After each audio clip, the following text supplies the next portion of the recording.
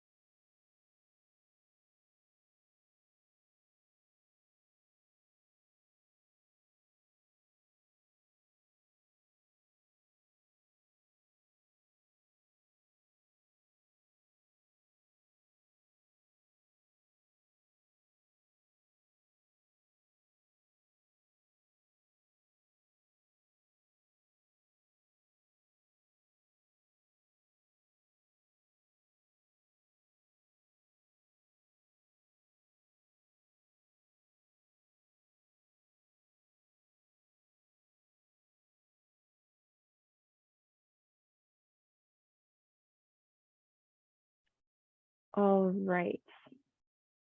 Thank you, everyone, for being here and for your patience as we waited to allow some additional individuals into the room. I would like to invite the panelists who are here with me today to turn on their cameras so that we can begin our discussion. Wonderful. Well, once again, thank you all for being here, both panelists and attendees. More folks will be trickling in as we begin with the discussion today. And so for all of you here, I want to thank you for being here and welcome you for being here on this webinar that's focused on supporting community-led ICT innovations, particularly in humanitarian contexts.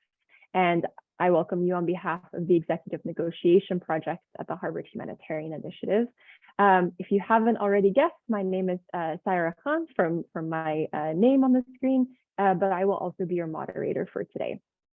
And so, as you may have seen during the registration process, when you try to join this webinar, this is the second of 4 webinars that covers a variety of elements around humanitarian technologies, and specifically thinking about the digital divide in humanitarian ICT innovation and various elements of it.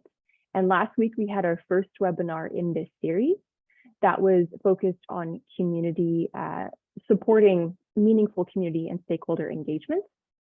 And that was an interesting conversation, which we will continue to look at from a different angle today. And today we're, again, like I said, talking about supporting community-led ICT innovations. And then later on, we'll be speaking about, next week, we'll be speaking about the inclusion and engagement of women, followed also by balanced partnerships in the digitalization of humanitarian assistance. So please join us for those sessions as well. We will be recording them. They will be posted on YouTube at a later time.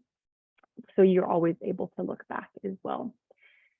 This is a culmination of a series of case studies that it has, again, been looking at each element. And if you noticed on the welcome slide, there was a QR code that actually had the case study linked. If you were not able to get a look at that, that is okay. I will send that in the chat for you again later today. I encourage you to read it, to reflect on it, but to also provide feedback via a survey that is in that link that I shared with you. But on to more important things. We are here to discuss this particular very important topic with 3 incredible individuals who've been thinking a lot about supporting ICT-led innovation.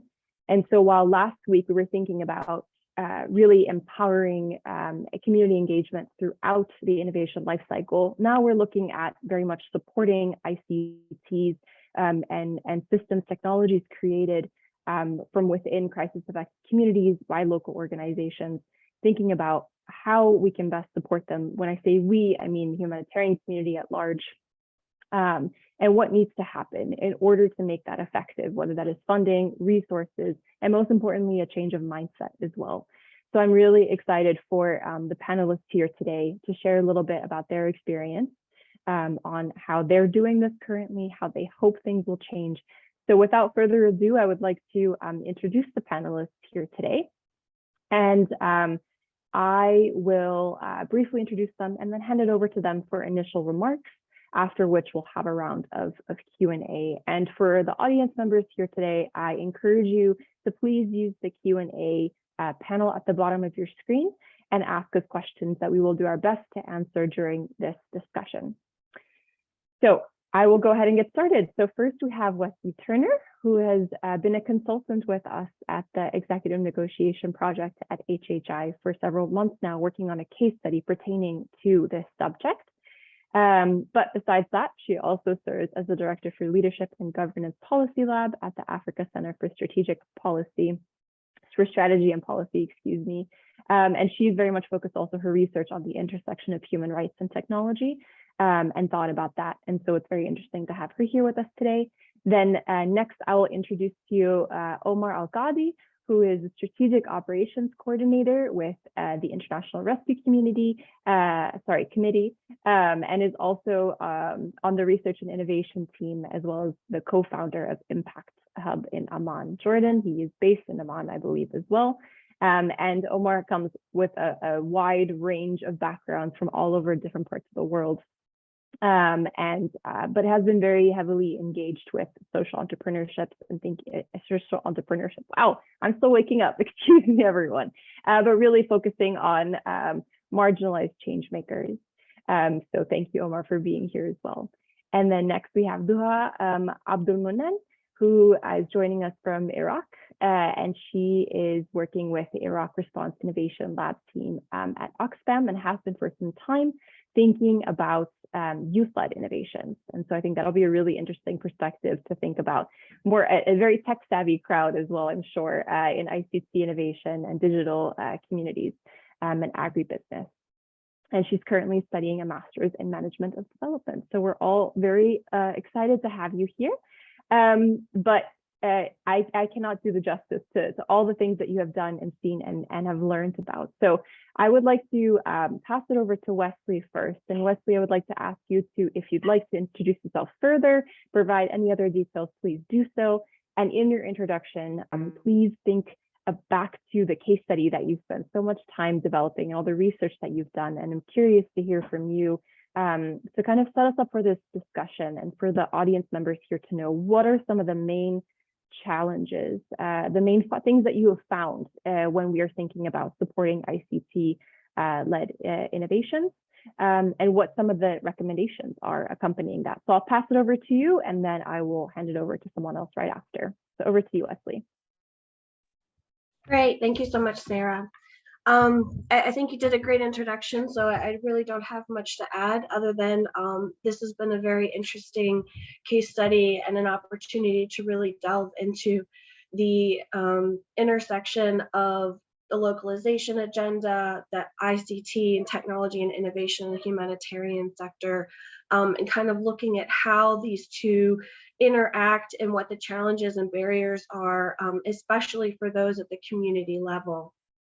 So going back to kind of laying the foundation or the scene, so to speak, for this research, it really was looking at what are we talking about when we're looking at supporting community-led ICT innovations? What does that support look like? How are we identifying them? Is this material support, financial support? Is there a barrier to entry for community-led ICT innovators, which I think is a very big question. It's something that came up routinely within the research. And then delving into those and having the opportunity to speak with people like Omar and Doha, who are in the field working with innovators, trying to bridge these gaps, trying to work to overcome these barriers so that we really can see community-led ICT innovations within the humanitarian sector. Thinking about, the research and 5 key takeaways, as you said, I'm sure this is a very tech-savvy crowd we have here, so I'm not going to get into a lot of the technology, but more about what it is that we learned through the research itself. And so the 5 key takeaways that I have is that there is an overall interest in supporting community-led ICT innovations. We have, grand challenges. We have a lot of funding mechanisms that on the surface look like the humanitarian sector is really engaged and eager to support community-led ICT innovations.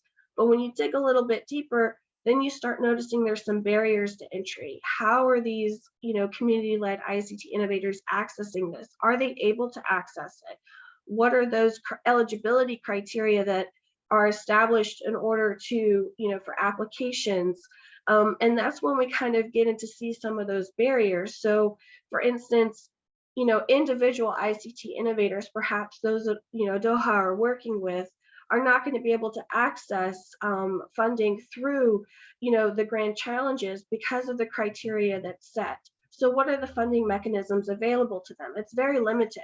And then you have to start thinking outside of the box. And some organizations are doing that, which I'll talk a little bit about later on.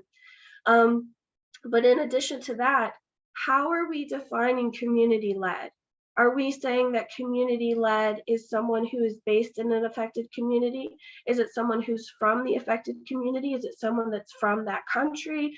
Really getting down to the nitty-gritty about what this means also helps with eligibility criteria and opening up that door for funding. Through discussions, there is not a universal definition, and this is problematic. In some ways, in other ways, it can be very liberating. It can mean that someone who has perhaps gone away and been educated abroad can come back to the community and still apply and be eligible for some of those funds to help the communities that they're from. However, in other instances, it may be that organizations or individuals who are perhaps removed from the affected community are accessing those funds, and it's preventing those who were in the community from being able to have those ICT innovations and be able to move forward with the technology and innovations because they can't access it based on eligibility criteria or how it's being defined. Another barrier or challenge that came up, and I think you will see this again in discussions on the localization agenda, is risk adverse funding practices. This is really big, particularly when we're talking about trying to fund smaller local organizations or individuals. In fact, it's almost impossible to fund an individual from the humanitarian funding mechanisms as they are now. You really would need to register as a legal entity, so as an organization, which in some countries that's problematic. It's not easy and can be a barrier. So we need to think about ways that we can overcome those, and I think those will come through in some of the recommendations as well. There's also, in thinking about the type of populations that are being served and the kind of communities that are affected, looking at also the populations themselves as innovators. So when we're looking at, and I think Omar and Doha, you have great examples of this that you can speak to, but we're talking about trying to engage women in innovation and technology, or we're trying to engage those who've been displaced. What is available to them? What are the trainings or workshops? And are these really catered to their abilities? So for instance, if there's a quota where you need to have a certain number of women in the workshop, are those women actually able to participate? Do they have the basic education to understand what's going on before moving forward? It's not that they should be excluded, but perhaps there should be an additional foundational workshop before they're moved into the technology space so that they can actually succeed and we're not setting them up for failure. So making sure that those are in place so that we can engage more communities and more populations that are affected within the ICT realm.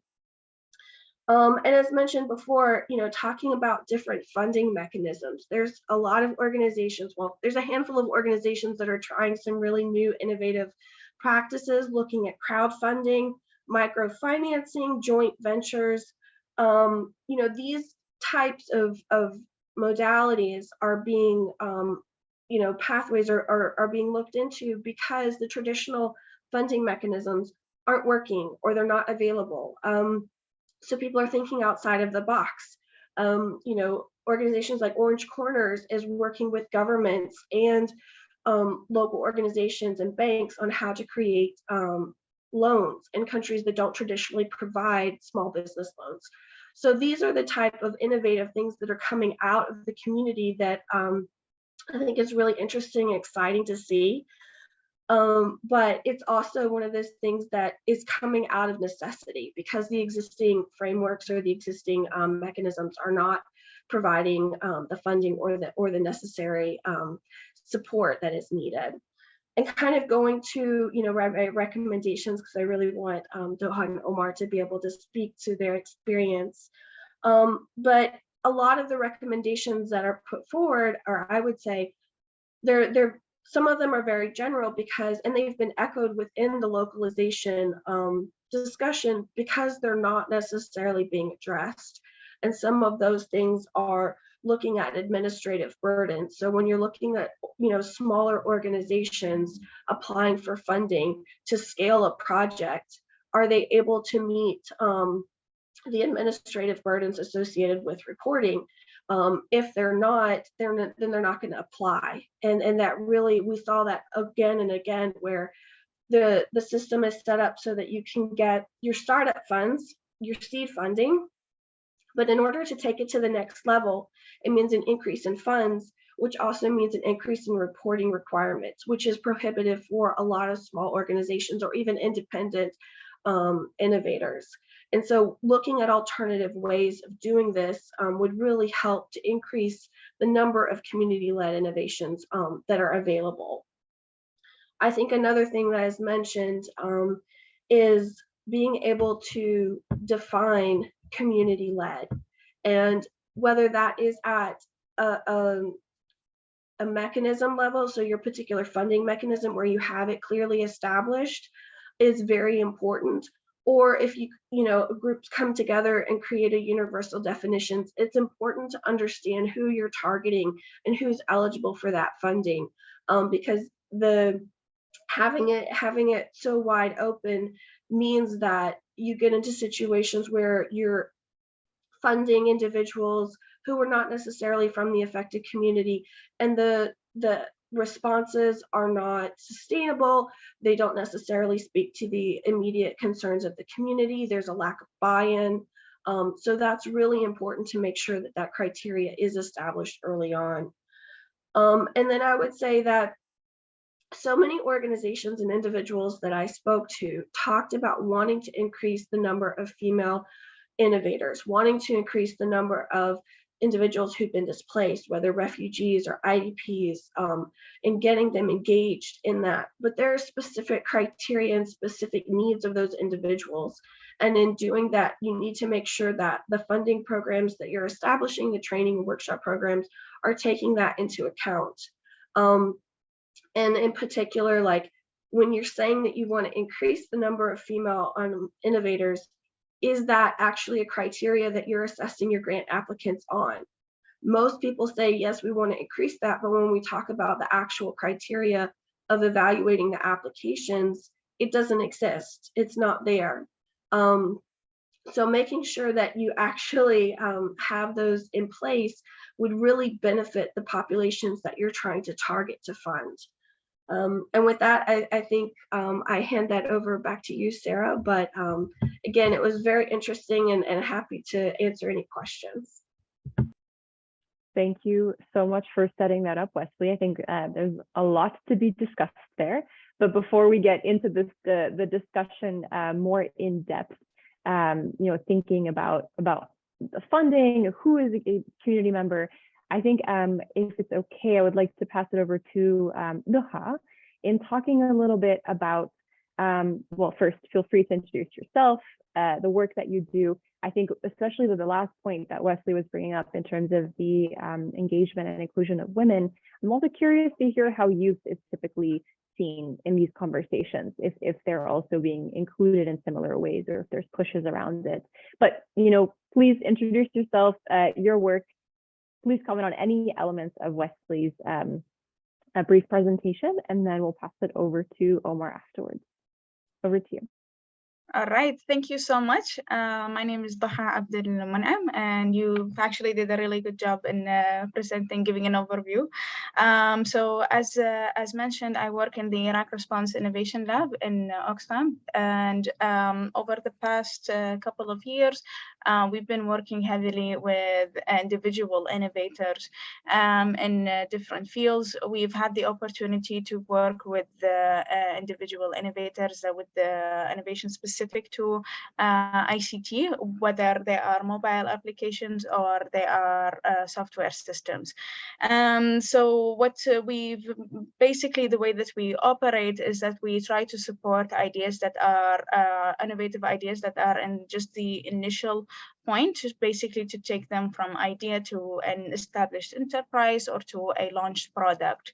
And within the work that we do, we've actually encountered much of the challenges that Wesley has already brought up. The biggest challenge that we're facing is innovation tends to be quite risky, especially from a donor perspective. So to integrate innovations and especially ICT solutions within projects that are by donors is actually increasingly more and more of a challenge. There are many actors in Iraq that are working around that, but most of them do prefer to operate with individuals that are either established business or that are able to participate in terms of equity for the startup of the idea.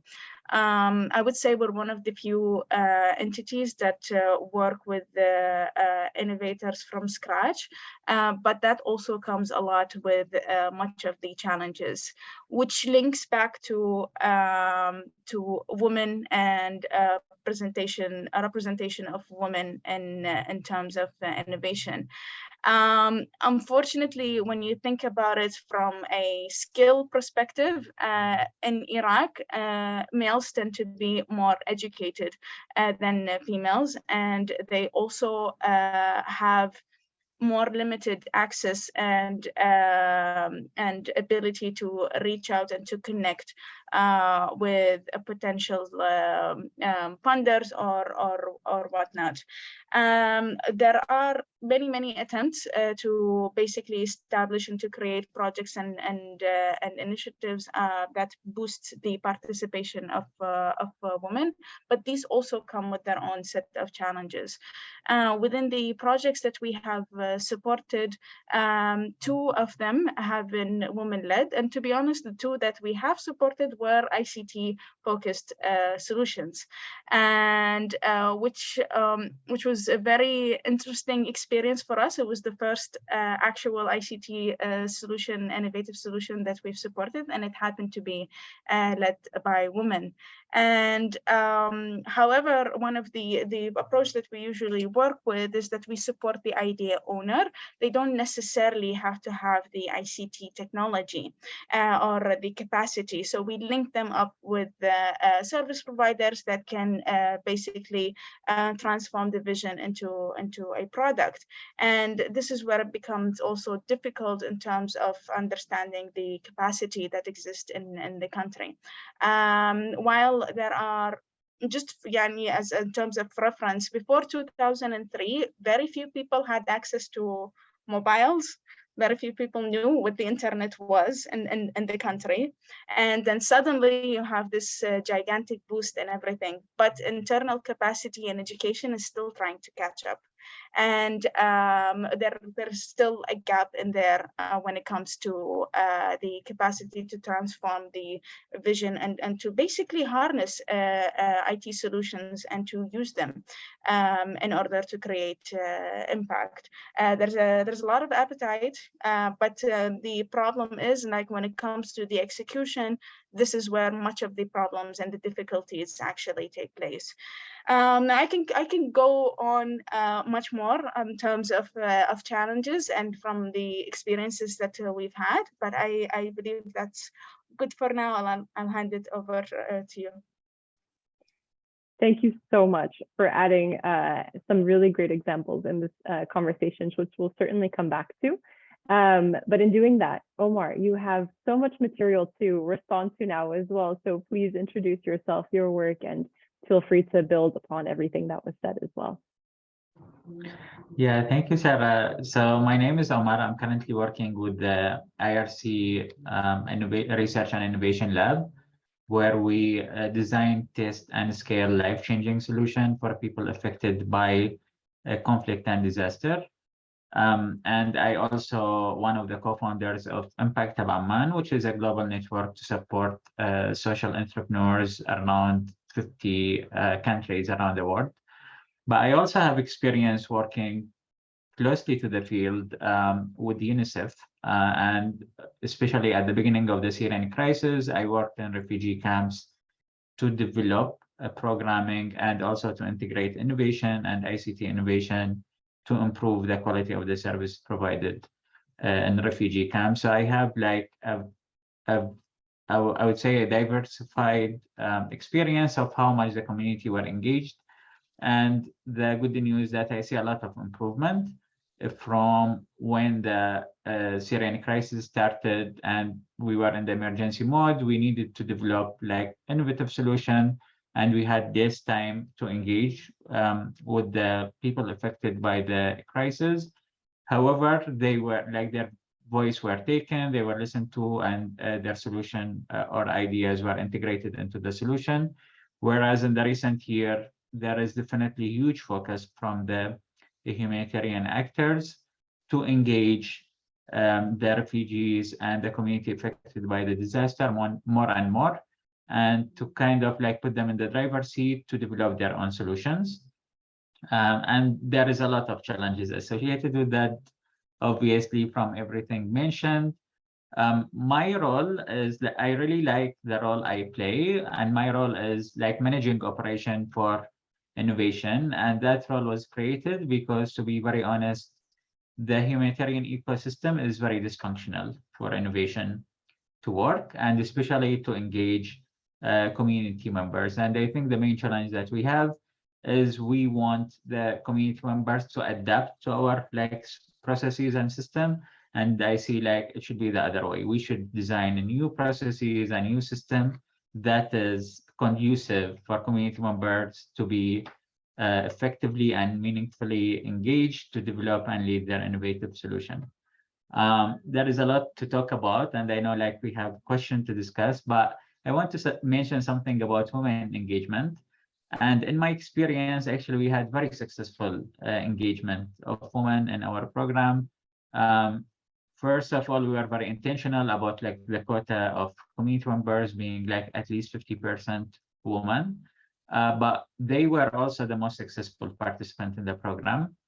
Of course, they had their own like challenges, especially like childcare and these sort of things. But once you identify and remove their barriers, they would perform more. And I would say two factors from my experience contributed to their success. Number one, with innovation and entrepreneurship, there is a lot of opportunity cost.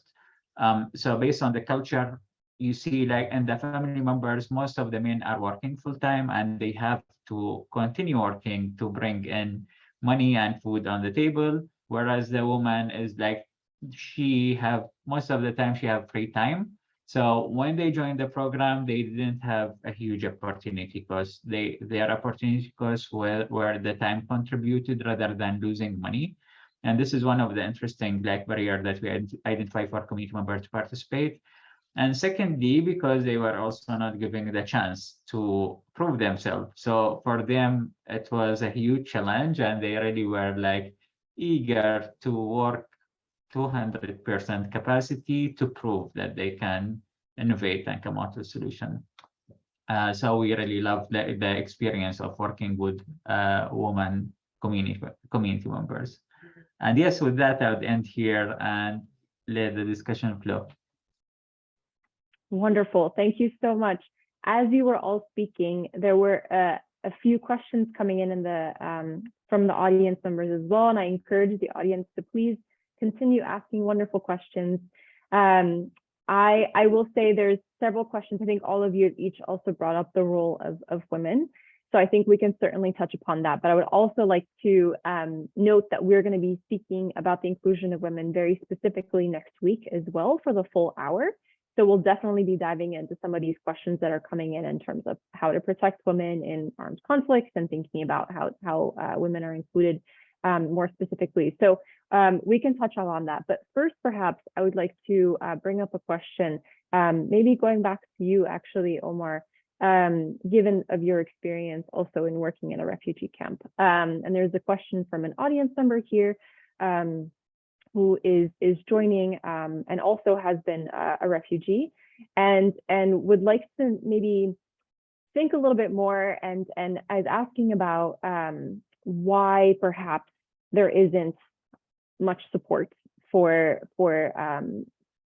businesses or ideas started up from within a refugee community. What are some of the, I think that many of the challenges that you've already shared begin to speak to that, but is there anything else? What is the barrier there for why there is perhaps this lack of trust, I think, which was something that Wesley, you had also mentioned. So maybe Omar, if you're able to answer that, it's a big question, but if you're able, and then anyone else, if you have feedback as well, we'll start there. Yeah, thank you so much. I'll try. Of course, there is a lot of like factors contributing to that, but I'll touch on the most like impactful factors, they say. I think one of the main challenges that we face is the legal issues, and when we speak about the legal, like the institution of the country and their legal system that does not allow non-citizens, specifically, number one, to register companies, to open bank accounts, to receive funds, and that make their position very complicated, like to establish something tangible that can move forward. So unfortunately, you see, like most of the refugees, they start with the idea. As they need to make their solution more tangible and progress in the solution, they hit a dead end. And there were a lot of, to be honest, a lot of like initiative by the humanitarian community to fund the programs that can advocate for a new policy change and policy shift, but that was heavily unsuccessful. For some of the reasons also in the hosting countries is like they want to protect their citizens to be like the people who can register companies and so on. So some of the solutions that we took, like which were not ideal, is like to team up some locals with a refugee community to come out with a solution. But definitely there is like a huge shift in the ownership and in the power dynamics, since like they know they will be heavily depending on the host community to be part of their company. I think another challenge that we face with the refugees, and I am a refugee myself, like I flee from Iraq after the war. One thing about refugee is their life is uncertain. So I would speak specifically of Jordan. Most of the refugees, they have resettlement case where they wish to resettle to another country, and they don't know when this is happening. And if it happened tomorrow, it's mean they will flee tomorrow to their new home or their new hosting country. So there is a lot of risk associated. Number one, with the context of the people living, but also on their like mental state and mindset. Like their life is unstable in many aspects, not only in the solution they develop, but they are like a little bit, I would say, distracted between what they can plan in the medium term and what is the reality of their life. So this is two like coherent, I would say, obstacles that face the refugee community. Third, and I'll touch on this very quickly, unfortunately, like most of the people affected by the crisis, they are the less fortunate and the less advantaged people. Even if we speak of the Syrian crisis, like the more privileged, they had like financial resources where they could travel to other countries and settle and have their own business. So the people who live to flee between borders, they are the less advantaged, and therefore they also had less opportunity to go into universities or into good university to receive a quality education, and therefore that definitely like make them on like a smaller scale when they want to compete with other applicants and apply for innovations. So this is innovation opportunity. This is very interesting when Wesley spoke about what does it mean when we say community-led. Is it someone who flee and receive education and came to like help their community, or somebody that need to be living and the crisis that the community is facing? So it's really interesting to touch on that maybe later.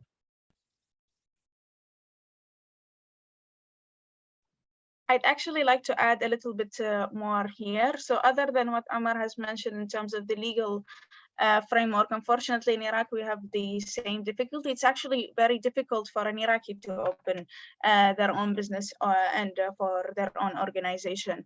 And there are a tremendous amount of limitations for anyone who does not carry the national ID. But in addition to that, also usually projects that are under the innovation umbrella and supporting innovation tend to be more towards building resilience and development, and going back into donor preferences, especially when it comes to taking risks, and also when it comes to sustainability. Unfortunately, there is always a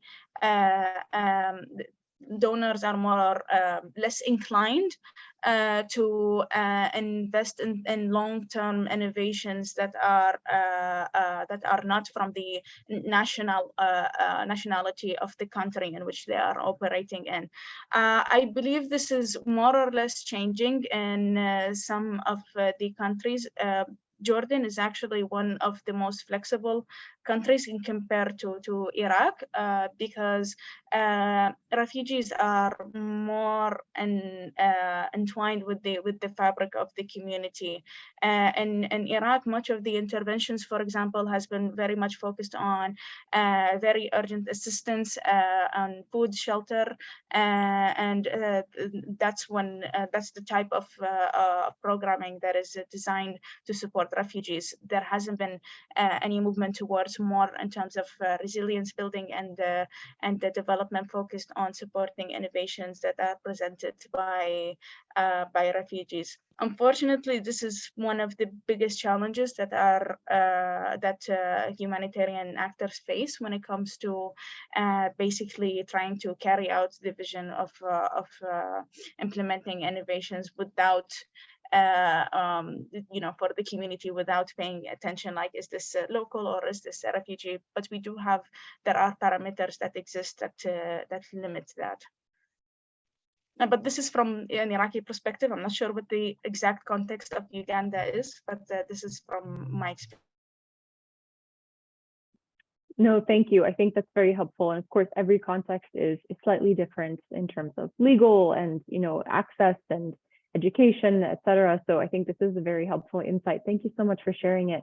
There are so many questions coming through in the chat, and particularly thinking more about the technology piece of it. So I would like to turn to that a little bit more, because I think some of the discussion that we've had, while relevant to technology, is also relevant to many types of innovations, I imagine. So coming back to that, and I think you briefly mentioned that mobile and ICT and software, I believe, were mobile and software were two of the common ICT innovations. I'm curious to hear from either you, Omar, you as well, and Wesley, from your research, in terms of what are maybe perhaps the most commonly developed ICTs, but I think also what are some of the technological challenges that come along with it, and how can those be overcome when we're thinking about internet connectivity, hardware, but then also thinking about folks who perhaps don't have as much of a background in how to use ICTs, and if you're trying to scale that up. So there's so many questions here that I'm trying to pull together. But so thinking about what types of ICTs or types of technologies are being developed in these settings most commonly from your experience. Again, realizing this is context specific to your work probably mostly as well. And then what some of those technical challenges are and how some of those might be overcome. I'll leave it open, and whoever wants to answer that can start. I'm gonna go. Okay. So from our experience, we've worked mostly with mobile applications, and the reason that honestly a lot of people are very enthusiastic about applications. It's a simpler way to provide a service or a linkage to a market or whatnot. When it comes to internet availability, it's right now what we're seeing is that it's more or less driven by demand. There has been much increase in access to internet in terms of infrastructure, especially provided by telecom companies, based on the demand that is becoming much more prominent. But one of the biggest issues in terms of usability, and this is where most people are using social media. And the biggest reason that people use social media is because if you look at the applications, they're designed in a way where you instinctively know where to go and how to click and whatnot. They heavily use a human-centered approach when it comes to design, which makes it very easy for everyone to acquire the skills on how to use them, regardless of how much their digital literacy is. People pick it up quite easy.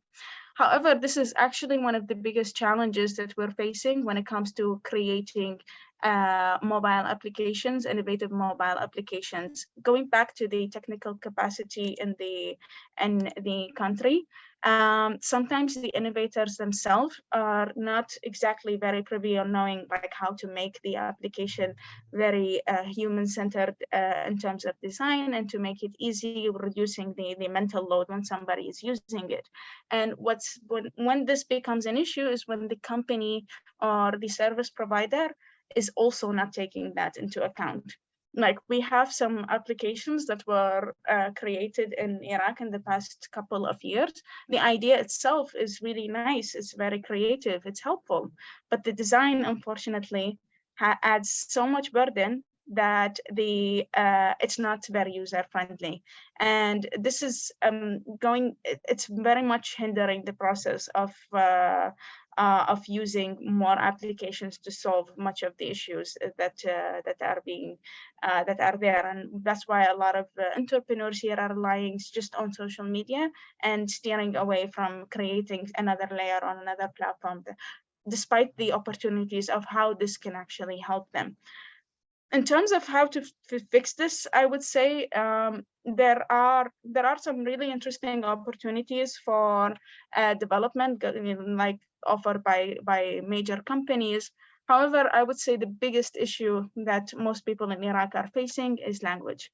And unfortunately, most of the development training opportunities, most of the access to funds and whatnot is in English. And it's also more or less on a specific level of English as well. Even when it comes to access to funds and whatnot, while some platforms do offer an Arabic template or form for you to apply, it's still much of the platform itself still remains in English. A lot of the resources on how to develop your current capacity in terms of design, in terms of app development and whatnot, are still only being developed in English. And unfortunately, English literacy is not exactly very high standards in the country as well. So I would say language is one of the biggest blockers when it comes to development and ICT, and also the opportunities that are being offered. While they are wonderful and they open much doors, still they are being restricted to people that A, know where to access them, and B, have the language to acquire the skills. Thank you. Omar, would you like to add? Yeah, I would love to add Okay. on that. So based on my experience,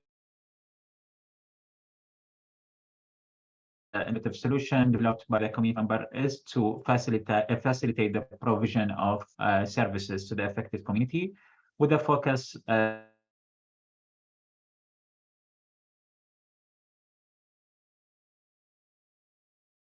like most of the time, the curse of the mobile app as the solution, like it's very obvious in this sector.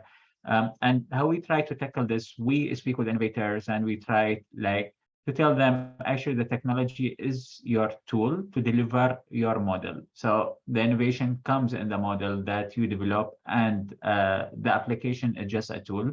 So we encourage them most of the time not to go with a mobile application and to think of like existing platforms that are heavily adopted by the community. And as I mentioned, like most of the community, they use social media and they spend like hours of their day on the social media. They are really fluent with the interface. They know how to use it.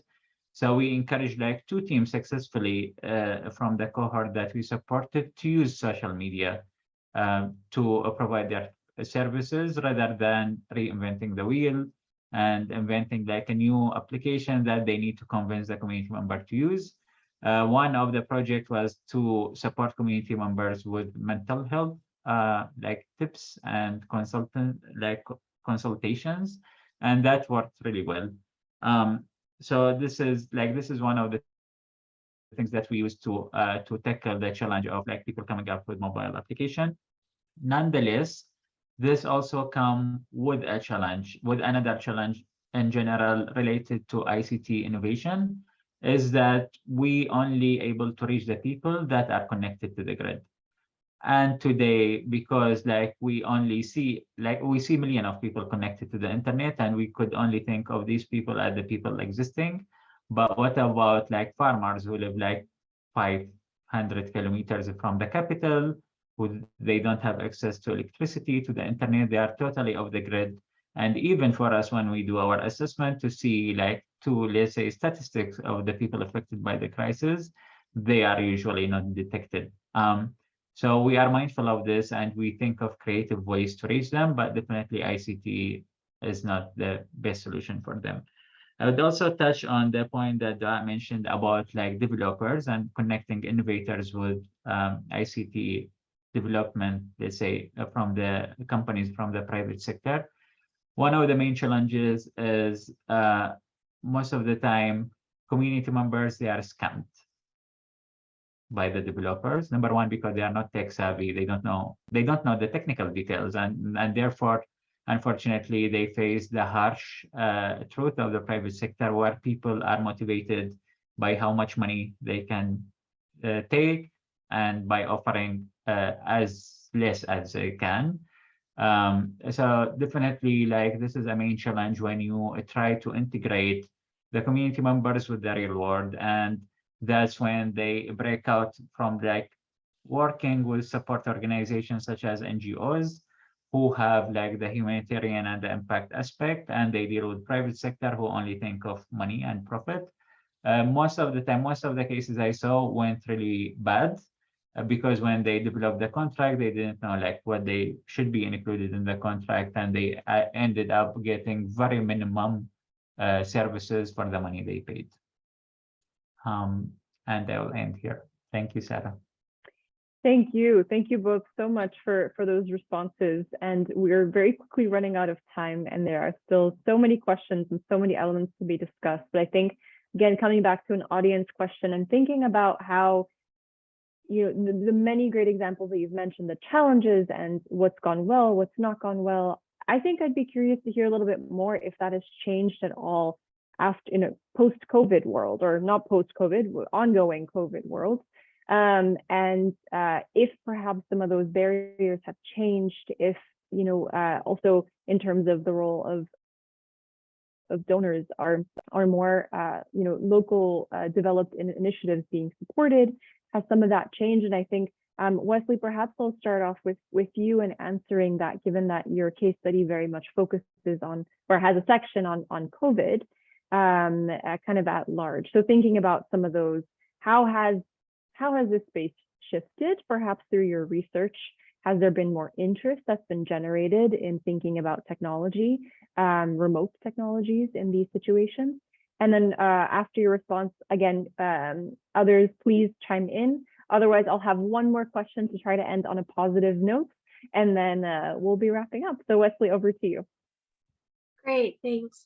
So I think a potential setting from the audience. So I did research and spoke to individuals working in the Bidi Bidi camp in Uganda. So one thing that was expressed through several organizations and individuals that were working within the camps is when COVID happened, because of the restrictions that it placed on humanitarians, preventing them from crossing borders, preventing them from going into refugee settlements, it really turned the tide as far as relying on community members, relying on local organizations to implement the projects and implement the campaign awareness and disinformation campaigns. So there was a lot of money and a lot of opportunities for local organizations, local individuals to take advantage of that, and they did.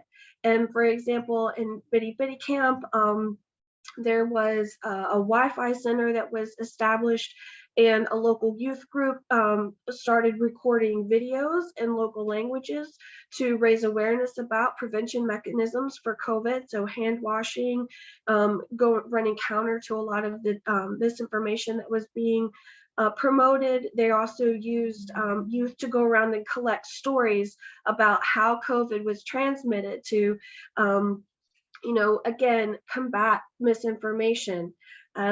However, the money flowed for as long as those restrictions were in place. So as long as humanitarians were prevented from going into the camps or the settlements or crossing borders and borders were closed, the money was available for local organizations. And some of the restrictions that are traditionally in place, such as reporting requirements, these were overlooked in order to make sure that the programs were implemented in order to start working towards preventing the spread of COVID. However, when the borders again opened up, when it was less of a threat, then that funding kind of stopped. So it was no longer an emergent situation. It was more along the lines of business as usual. And so the same barriers that had been in place prior to COVID were reestablished after those restrictions were eliminated. So we saw that there is the opportunity, there is the availability and the propensity to have local community actors engaged, and there is the opportunity to create innovative ways, especially in the times of necessity. But it has to be available, that the funds have to be available. And once those funds are gone, and once those restrictions and barriers are back in place, you saw a return to the same challenges and barriers where community members weren't able to access funding anymore because those funding streams dried up, or COVID campaigns are no longer a necessity. So what I think a good lesson learned here is that a lot of responses about how do we change the system. Well, we can't, because these are government established barriers or reporting requirements, or we can't because this is how it has to be. We saw that it doesn't have to be that way, that in an emergent situation such as COVID, all of a sudden it's not important. What's important is that the programs are implemented, that people are made aware, that the innovation is piloted and made to scale so that people can get the information that they need, life-saving information. And so we kind of need to change our thinking a little bit about what was it that was so important during COVID that allowed us to get rid of those restrictions, but yet once COVID, kind of subsided and was no longer considered a global pandemic, they went back in place. So I think it's really a time for reflection about those restrictions, what they mean, why they're there, and how we can avoid them or break those barriers to make sure that communities that are affected can actually access the funding that they need to create those innovation solutions that are sustainable and that are within the communities that are affected. Thank you for that, Wesley. Anyone else would like to add? COVID experience? Okay, yeah, Omar, go ahead. Yeah, I can add. Yeah, definitely. Like when COVID hit, a lot of money were channeled towards like ICT solution. And as you know, like the humanitarian sector, they have funds and they need to spend it, and they have a timeline for spending and for delivery. So they started to be more flexible toward the digital delivery. And therefore, like, it created, like, let's say, an environment where people are more receptive to technology and technology solution.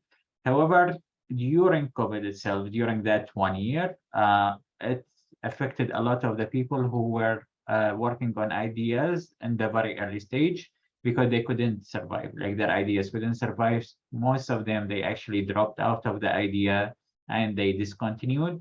But I would say definitely post-COVID, both organization, community members are more as I said, receptive and like willing to use a digital platform and solution. That created another boost for the acceptance of such solutions. Thank you so much. We are very quickly running out of time, so I think that what I would like to do now is just to close up with some closing remarks. But in that closing remark, I would like to hope that we've discussed so many challenges today, and while they persist, I think there were some hopeful things that have come through. But I think what I'd like to do is perhaps frame this closing remarks from each of you, and perhaps Noha, we'll start with you, but in something that Omar said earlier that I would just like to bring back and have you reflect on in your closing remarks, which was, I think, Omar, I hope I'm not misphrasing you, but you'd also mentioned the humanitarian sector at the moment is rather dysfunctional, and the processes really need to change to support innovation. So, you know, if each of you could perhaps mention, what does that ideal process look like? What are some of the big building blocks? And this is, again, a big question we could have a whole other webinar on. And I'm sure these also vary for context, for solutions, for communities. But from your experience, your work, if you could briefly just mention, what is that successful or close getting to success process look like for supporting innovation? So let's start with Duhango, please go ahead. So I think the best way to basically make things a little bit less abrupt in terms of innovation support is to reconsider the way that we design call for proposals, the way that we design projects around innovation. Recently, I have seen some very different type of call for proposals that basically have a solid 6 to 10 months period of piloting for the innovative idea. This is something that I see very few brave donors delving in, but this is necessary for us to take a step forward. Iraq has been receiving humanitarian aid for a really long time. And especially if you look at the Sustainable Development Goals indexes, you'll find that we're actually moving backward on a lot of these things because standard is no longer working. But I'm actually more or less optimistic because much of the main actors and even local community is pushing forward to change some of the narrative of what is actually needed on the ground and how to actually design projects around it that gives time for the idea to really be fleshed out and to and for the impact to be monitored and reviewed and to be escalated beyond the lifespan of 1 year or 6 months or even 18 months. That is usually more or less standard in terms of projects and humanitarian intervention. Innovation needs that space. I think we have seen some more or less successful attempts at that, and I'm hoping that this will help us to change some of the narrative and some of the standards in which we think about how to do projects, how to do intervention, and what the people need, at least in Iraq. I hope that's optimistic. Omar, maybe over to you. Yeah, I would say like they really need to be open-minded about they like to maintain open-mindedness about the processes and the procedures to support innovation project, and that come first from the donors, because unfortunately most of the support organization processes are built around donors' requirement, and of course these requirements are created to ensure like no corruption and high transparency. But when we deal with innovation is very different from typical humanitarian programming, and people need to be very mindful from the beginning. And I would say I would highly recommend every program come with a component of how the organization are going to adapt their support system and internal processes to make it more suitable for innovation. I would say my recommendation is to definitely start from scratch, forget whatever the organization is working on, and based on the context of the country and the innovators' need, they develop new processes that really work for the objective of the project. Thank you. And Wesley, over to you. I think a big thing is really looking at the way in which the funding mechanisms are established. And I think that there's a lot of good examples out there. They're few, but they're good. And there are opportunities to learn. I mean, you have, for example, USAID's development ventures, which is an opportunity to apply as an individual for an ICT innovator to apply for funding. You have the Bill and Melinda Gates Novel Measurement for Performance Improvement Challenge. So, you know, there are the existence of these opportunities.